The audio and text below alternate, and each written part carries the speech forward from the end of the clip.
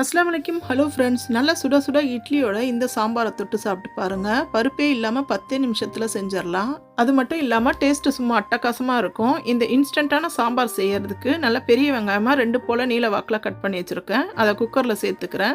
நல்ல பெரிய தக்காளியாக 4 பொடியாக கட் பண்ணி வச்சுருக்கேன். அந்த 4 தக்காளியும் இந்த குக்கரில் சேர்த்துக்கலாம். தக்காளி கொஞ்சம் அதிகமாகவே சேர்த்துக்கலாம். அப்போ தான் இந்த சாம்பார் நல்லா டேஸ்ட்டாக இருக்கும். இப்போ காரத்துக்கு 2 பச்சை மிளகாய் கட் பண்ணி சேர்த்துக்கிறேன். இது கூடவே 1/4 ஸ்பூன் போல் மஞ்சள் தூள் சேர்த்துக்கிறேன்.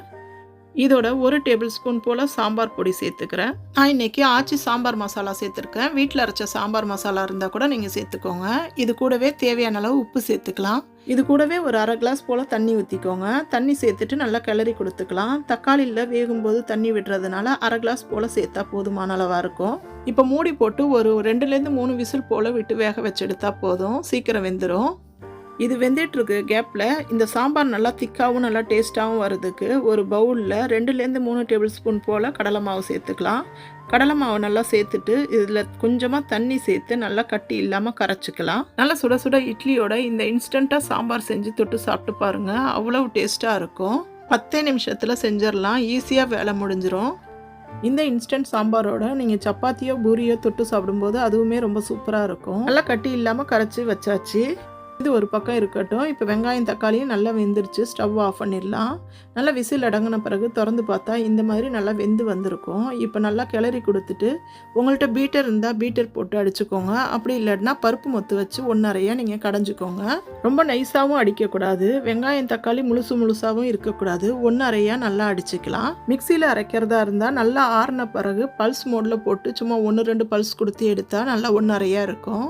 இப்போ நல்லா இந்த அளவுக்கு அடித்த பிறகு இப்போ இது கூடவே கரைச்சி வச்ச இந்த கடலை மாவையும் இது கூட சேர்த்துக்கலாம்.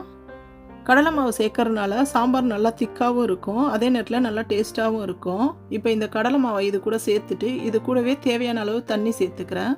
தண்ணி சேர்த்து நல்லா கலக்கி விட்டு பார்க்கலாம். இந்த அளவுக்கு நல்லா திக்காக இருக்கணும். ரொம்ப தண்ணியாகவும் இல்லாமல் ரொம்ப திக்காகவும் இல்லாமல் இந்த அளவுக்கு இருந்தால் போதுமானதாக இருக்கும். இப்போ இது எல்லாத்தையும் ஒன்று சேர நல்லா கலந்து கொடுத்துட்டு கொதிக்க வச்சுக்கலாம். ஸ்டவ் ஆன் பண்ணி நல்லா கொதி வர வரைக்கும் நல்லா ஹையில் வச்சுக்கலாம். நல்லா கலந்து கொடுத்துட்டு கொதி வந்த பிறகு ஸ்லோவில் வச்சிடலாம். நல்லா ஒரு 2லேருந்து 3 நிமிஷம் போல் கொதித்த பிறகு நல்லா பொடியாக கட் பண்ண மல்லித்தலையை கொஞ்சம் நிறைய சேர்த்துக்கலாம். இந்த சாம்பாருக்கு கொஞ்சம் மல்லித்தலை நிறைய சேர்க்கணும். அப்போ தான் நல்லா சாம்பார் நல்லா டேஸ்ட்டாக இருக்கும். எல்லாம் ஒன்று சேர நல்லா கலந்து கொடுத்த பிறகு இப்போ இந்த சாம்பாருக்கு ஒரு தாளிப்பு ரெடி பண்ணிடலாம்.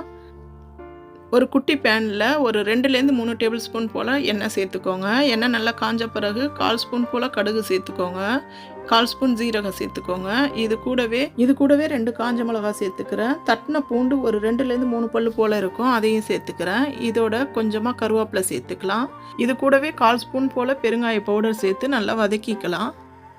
சேர்த்துருக்கிற இந்த மசாலா பொருள் எல்லாம் நல்லா பொன்னிறமாகிற வரைக்கும் வறுத்து விட்டுக்கலாம். நல்லா இந்த அளவுக்கு கோல்டன் ப்ரௌன் ஆன பிறகு இப்போ கொதிச்சுட்டு இருக்கிற சாம்பாரோட இந்த வறுத்த மசாலா பொருளையும் சேர்த்துடலாம். இது எல்லாத்தையும் நல்லா ஒன்று சேர கலந்து கொடுத்துட்டு ஸ்டவ் ஆஃப் பண்ணிடலாம். 10 நிமிஷத்தில் இன்ஸ்டண்ட்டாக செய்யக்கூடிய இந்த சாம்பாரை நல்லா சுட சுட இட்லியோட தொட்டு சாப்பிட்டு பாருங்கள். அவ்வளவு டேஸ்ட்டாக இருக்கும். இந்த வீடியோ உங்களுக்கு பிடிச்சிருந்தா வீடியோக்கு ஒரு லைக் போட்டுருங்க. என்னோட சேனலை சப்ஸ்கிரைப் பண்ணிக்கோங்க. டேஸ்ட்டாக சாப்பிடுங்க. ஹெல்த்தியாக இருங்க.